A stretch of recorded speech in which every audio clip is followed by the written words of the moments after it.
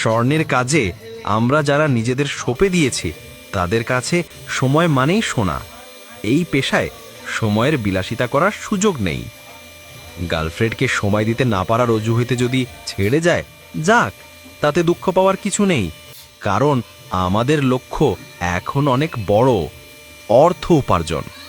এ কথা হয়তো শুনতে খারাপ লাগবে, কিন্তু এটাই কঠিন বাস্তব।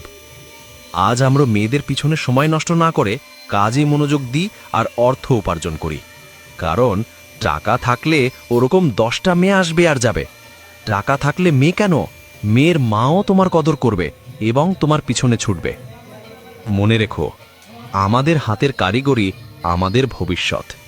স্বর্ণের ঝলকানি যেমন ক্ষণস্থায়ী নয়, আমাদের পরিশ্রমের ফলও তেমনি স্থায়ী। সাময়িক সম্পর্কের চেয়ে প্রতিষ্ঠা ও অর্থবিত্তই এখন আমাদের কাছে প্রধান।